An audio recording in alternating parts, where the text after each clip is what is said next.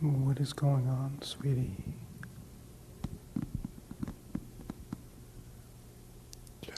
Just like this opening to like a tender love and compassion.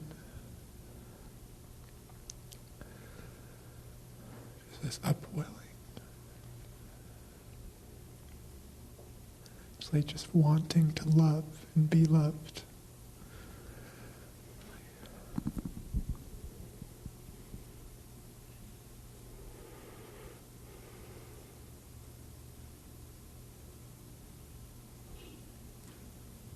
Is your belief that you are not loved and you are not love? No.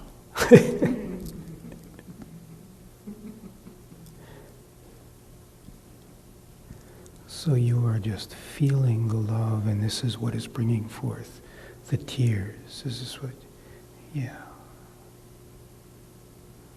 Just wanting to open to it. Yes, the tears are coming up because you are open to it.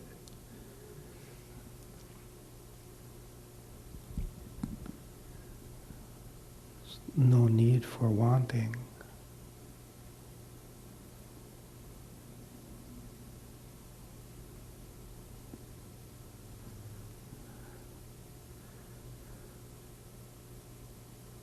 You can come and sit down.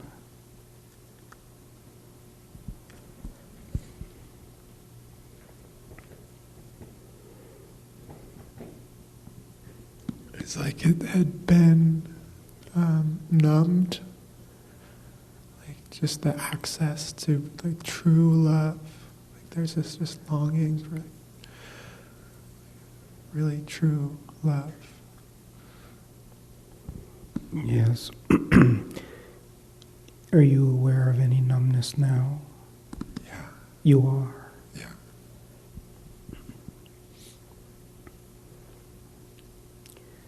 What is that?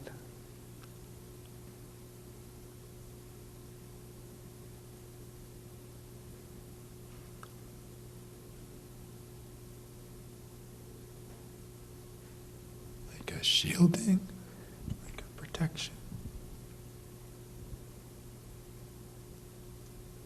What is it protecting you from?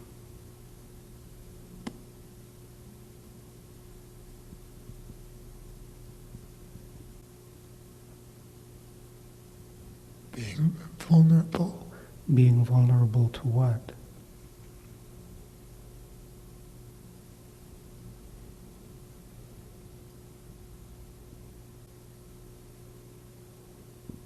Being seen. Being seen. Why is it a vulnerability to be seen?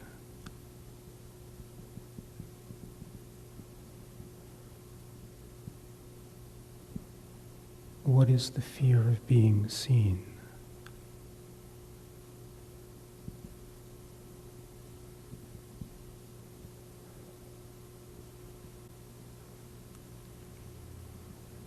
There must be something. Why there is a sense of threat in being seen.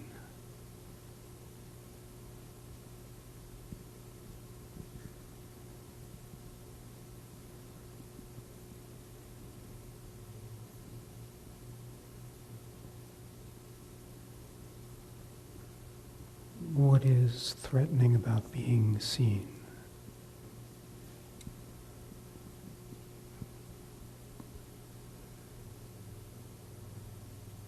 I suppose the possibility of rejection or some sort of like... Yes, okay. What can be rejected? Nothing here feels safe. It's like rooted in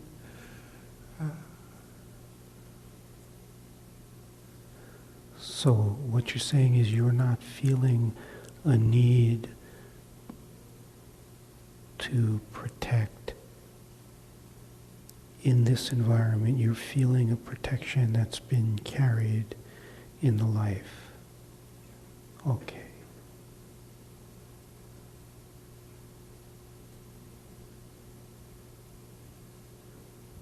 It's really sweet to open to it. Yes, it is very sweet to open to it. It is love meeting what was believed to be unloved.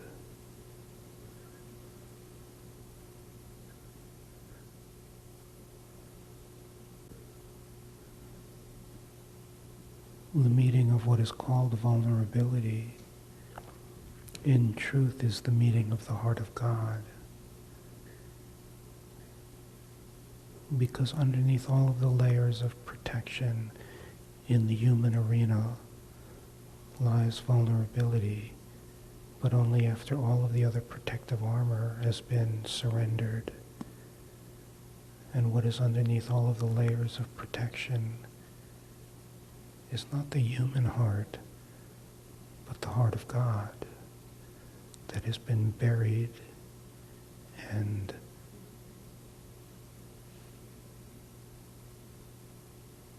there has been no conscious relationship because of the armoring.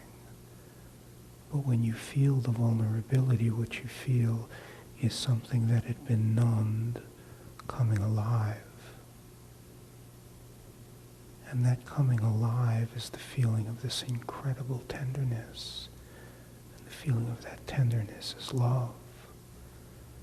And it is not a feeling of love because something has gone your way.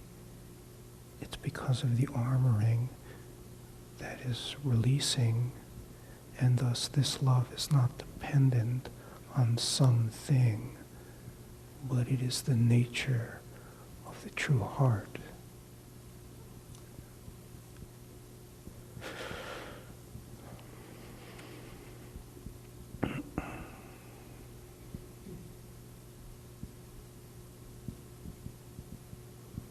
In living as the true heart, you live life like Ramakrishna, where there is no concern about anyone else.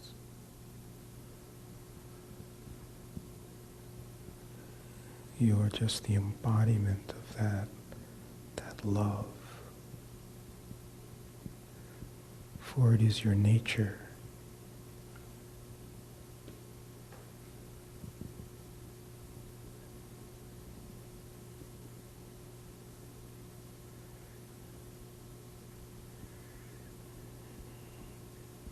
You feel this melting because you are in this environment that supports that.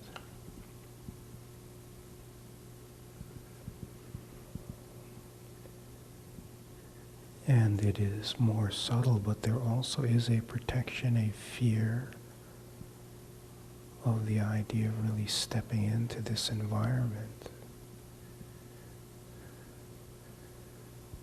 that supports what you want.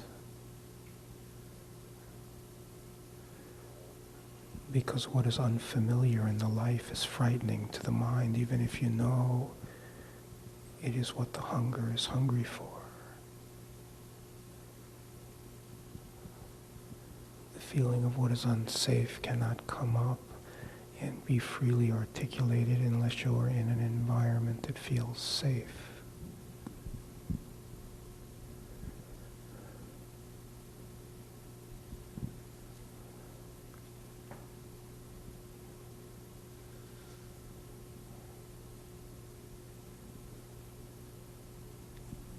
It's really great when the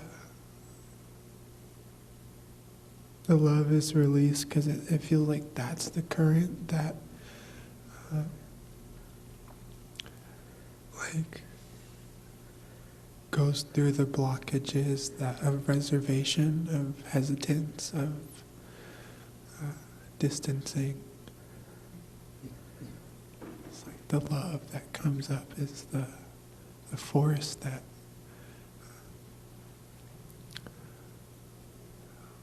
lays that all to the side. And then when the numbing comes back or the disconnect is there, then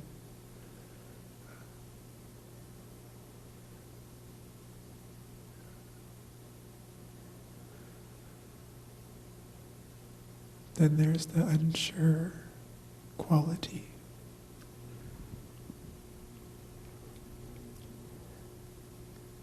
The nature of the mind is to doubt.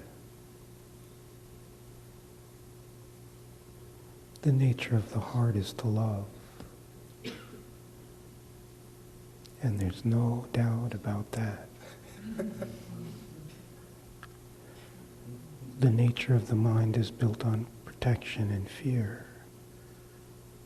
The nature of heart has nothing to protect and nothing to fear. The draw inside the depths of your being is the draw of the heart. What is called protection and numbing is the nature of mind.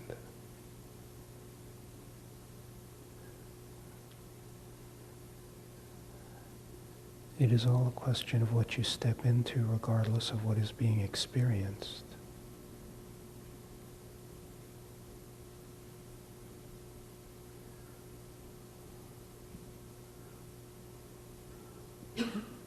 One is a universal program based on misunderstanding.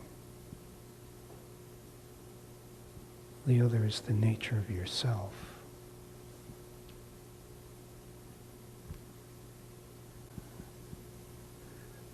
The truth of the heart is that it in truth is not blocked by anything. It's everywhere.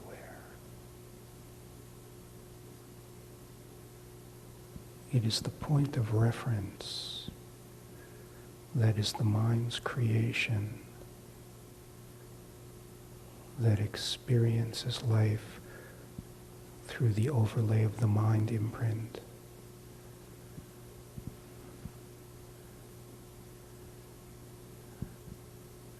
It is beautiful when something unravels, but the truth is, you are already and always have been infinitely everywhere and untouched by anything. It's not ultimately about fixing the character. It's about a hunger for yourself that overpowers the character's conditioning to survive. And when one is on a spiritual path, that conditioning is about healing, improving. But your nature is eternity.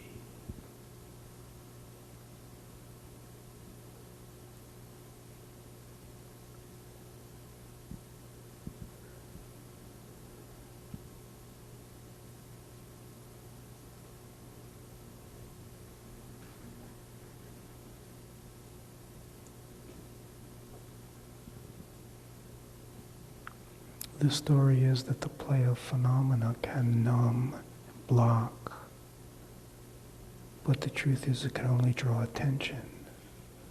It's only phenomena. It's phenomena happening to a character that is a phantom, for the character is just more phenomena. It is devised of a programming called karma.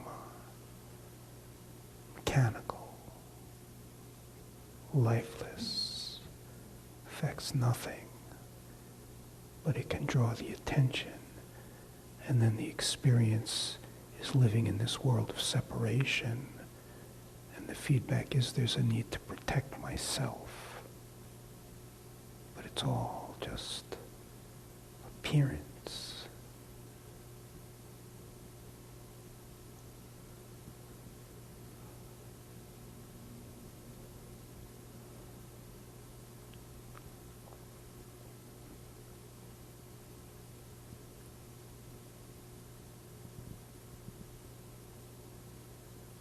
How can a thought or a sensation or an emotion How can it hurt you? It's fleeting phenomena.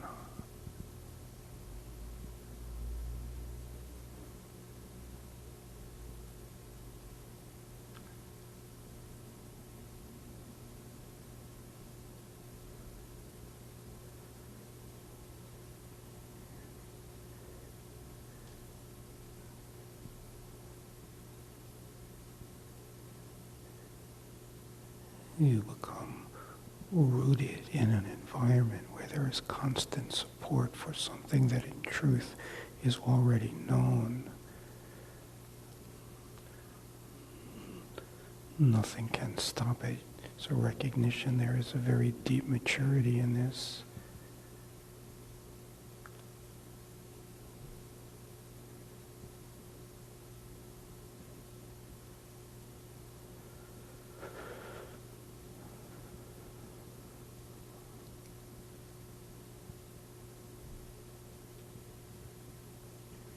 Mind's never going to want to take that step.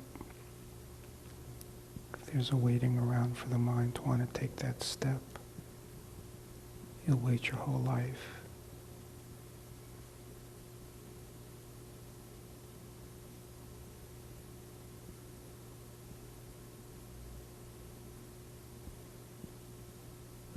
But you don't have to worry about that now. Reality is this moment. This moment, the feeling of it, that is the heart. That is the unbounded love that is your nature. It is not becoming. It is.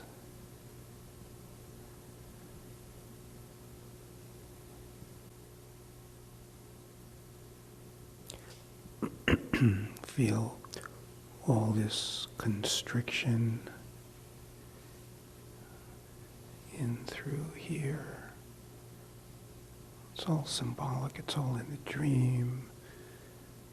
It's all an attempt for the ego self to remain alive.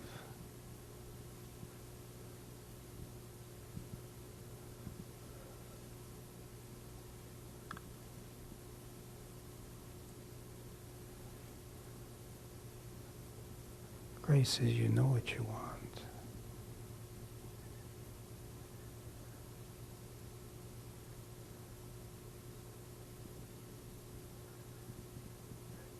And it is a whole other step.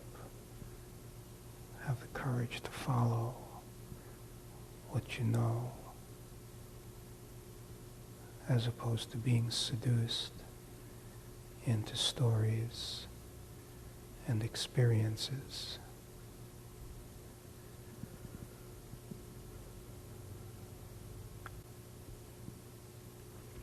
You already know what you want.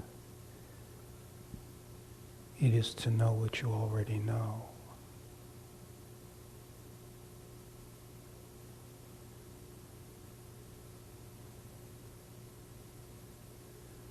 It's not asking about any particular type of movement in the play. It has nothing to do with the play. It has to do with knowing what in truth you already know.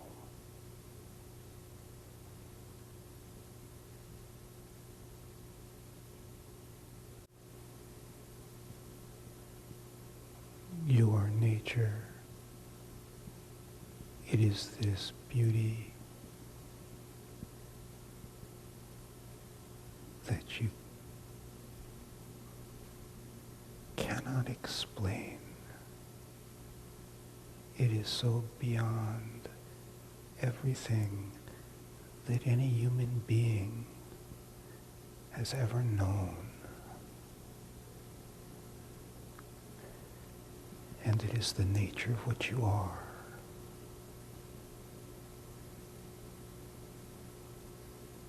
It's the nature of what you are right now.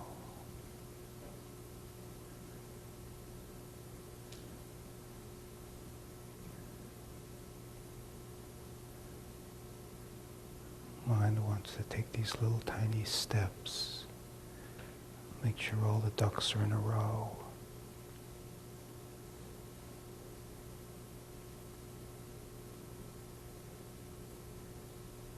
It hates what it calls protection, but it clings to it for its life.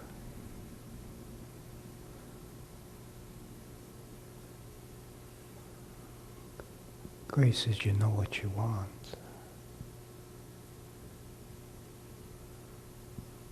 Step lies in the courage to follow that which you already know is what you want.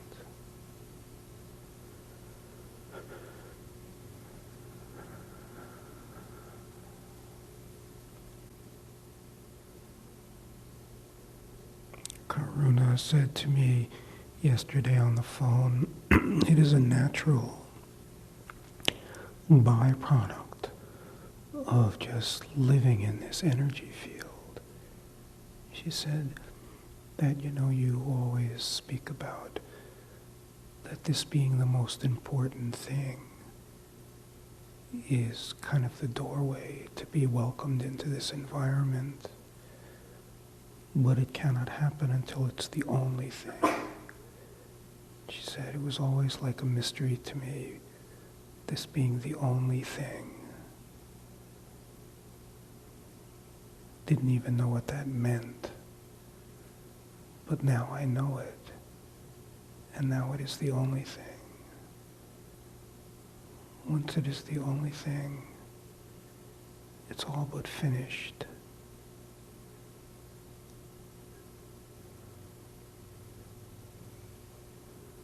This environment brings the recognition.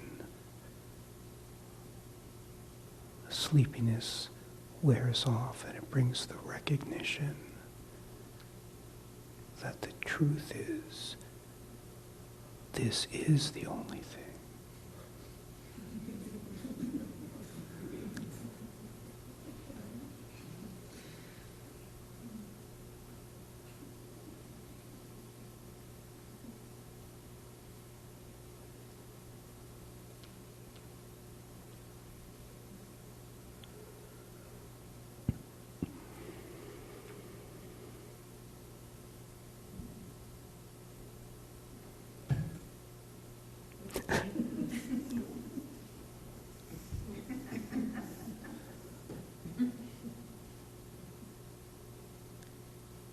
In this, there is no job, no family, no children, no parents. They all appear. They appear in this.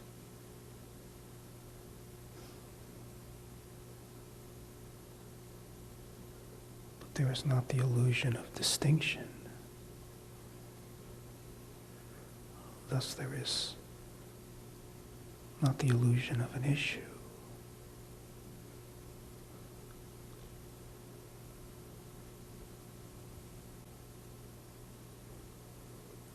Right now Joshua appears, Sangha appears, Deva appears, the walls in the room appear as an appearance. Within the nature of your heart.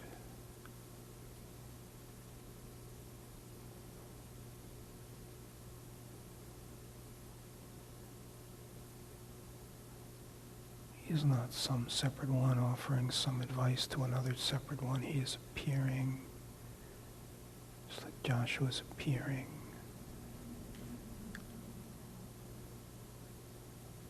As a pointing to your own heart.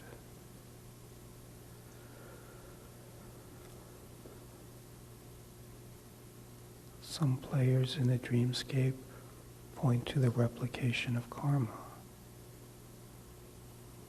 But when you are in the heart, they are just symbols,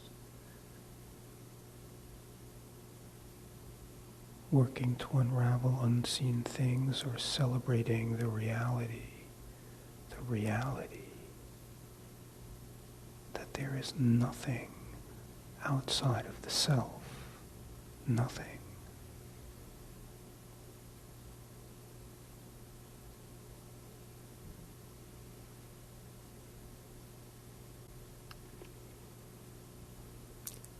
so glad you are here. Me too. Thank you so much.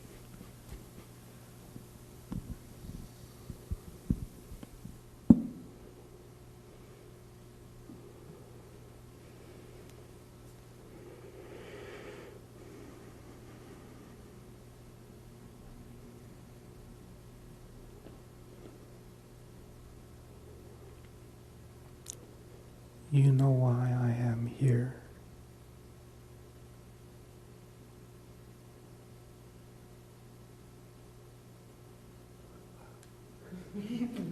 I am here for you.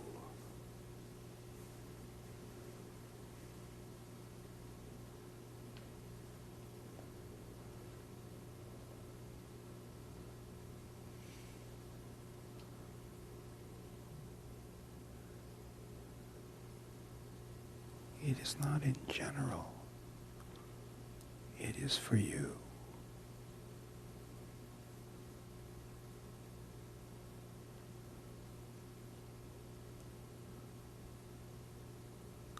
The degree to which you receive me, that is out of my hands, but it's in yours.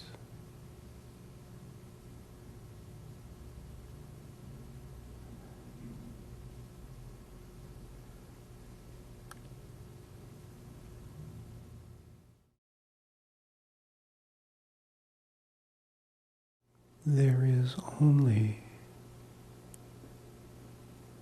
the self.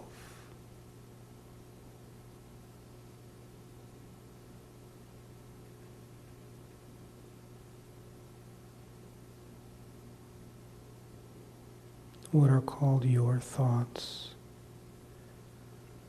it is only the self.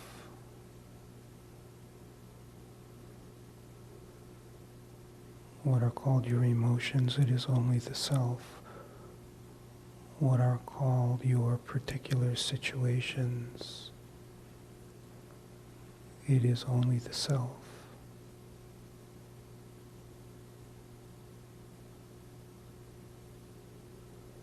What is called being lost, it is only the self. What is called being found, it is only the self. What is called freedom is only the self. What is called being bound, it is only the self.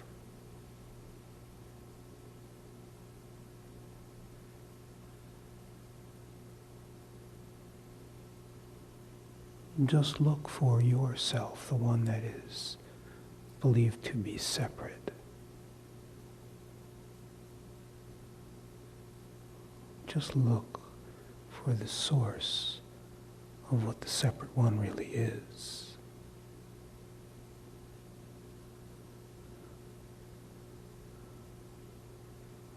Cut right through this illusion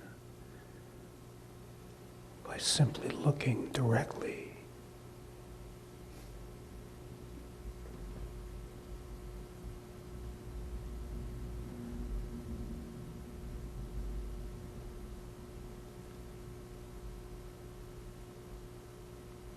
What is this I?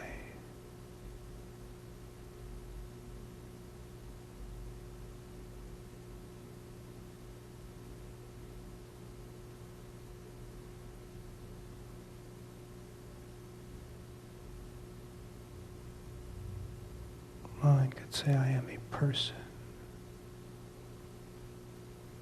But from where does the thought come?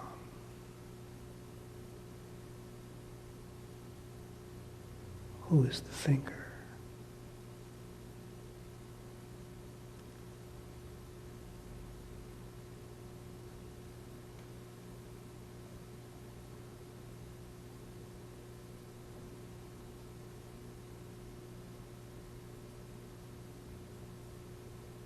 Mind could say I am awake. Who is that?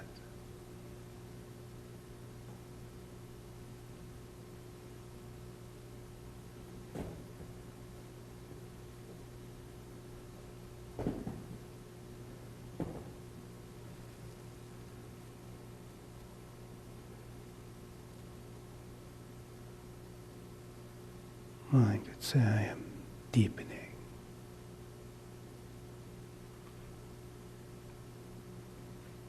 But it is all the same. Who is the thinker?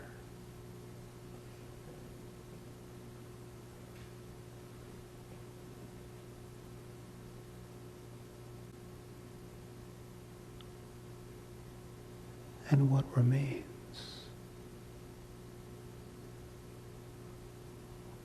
What is not imagination?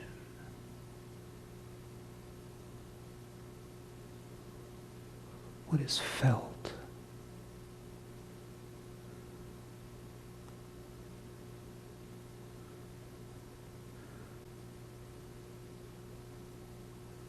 It is your beingness feeling itself, breaking out of this hypnosis, and feeling its nature, your nature.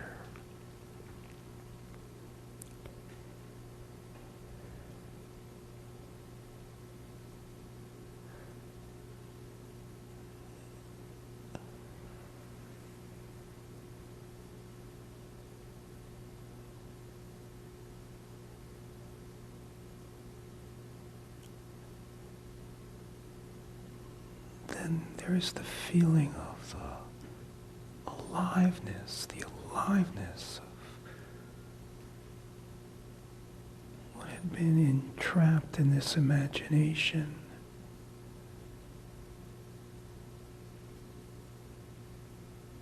Feeling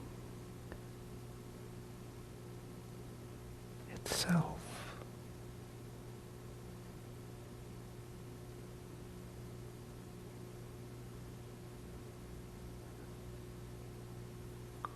What is infinite, feeling what is infinite.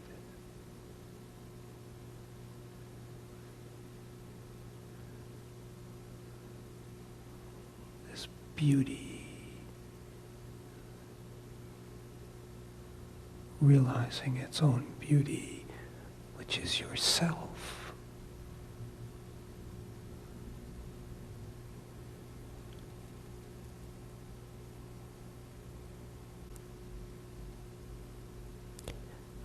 You know, when they take a zoo animal, I think they did this experiment with tigers, and they leave it in a cage long enough, and then they remove the cage into an environment which is like a safari, an expanse. The tiger will walk the exact same dimensions that it walked in the cage for the remainder of its life and never step foot outside that parameter if it has been in a cage long enough. It's the nature of the common life.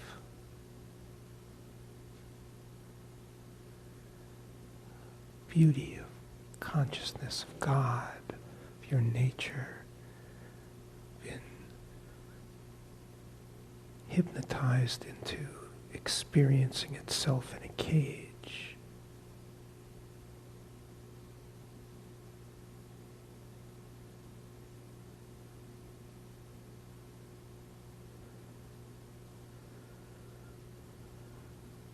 What is the cage? It is what is called personality. It's me, the story of who I am.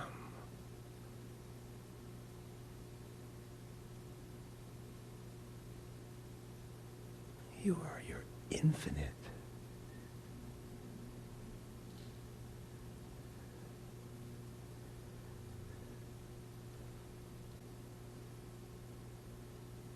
In reality, nothing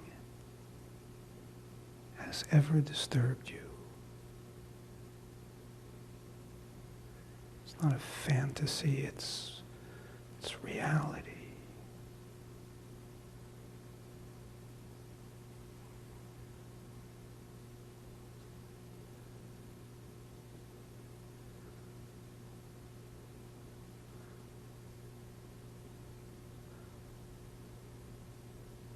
Nothing can disturb you. Mind-body appearance can go through misery, but in reality it's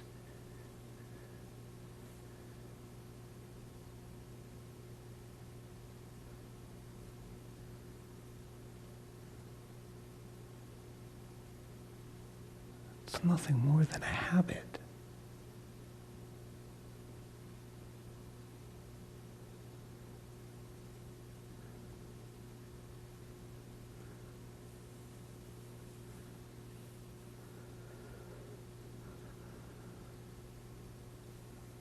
You exist. You exist as pure light. This light animates this form, but it's infinite. It's not dependent on the form for its existence. The form is dependent on the light, but the form has embedded in it what is called karma. You come in as the purity that you are willing to receive this temporarily, forget, experience all these challenges that seem to be real.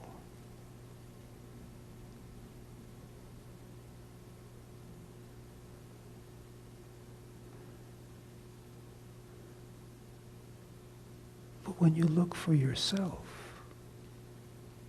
when you look for who am I really, who am I really, you recognize that anything the mind can point to, in fact, you're aware of that.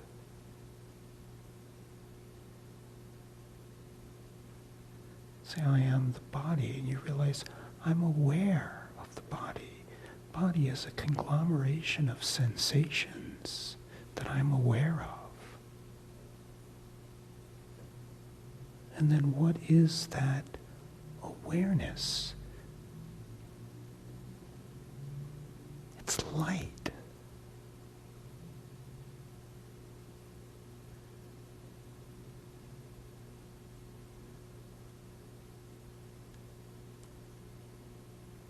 Infinite.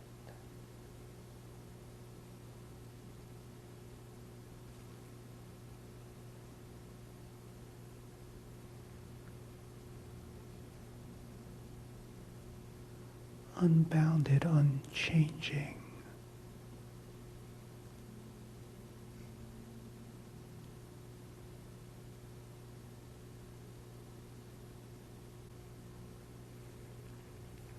Mind may say, well, I'm not experiencing that. It has nothing to do with the mind, nor did it have anything to do with experience.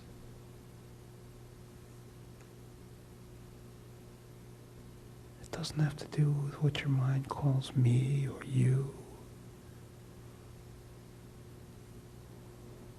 The taste comes when you just look for yourself.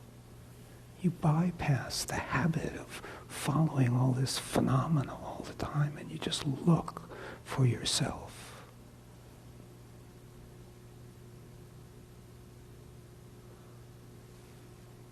Who am I really? Who am I really?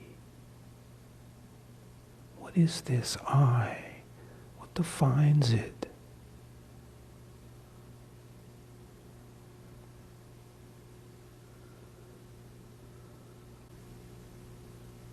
There is only the self, there is only God. And there are all these exquisite flavors of that. Flavor that is me, but it is not bound. It's not separate.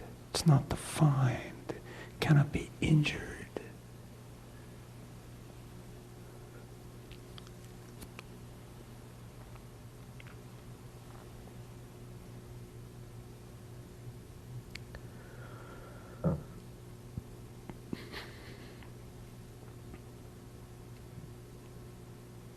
The greatest possibility is simply to receive yourself.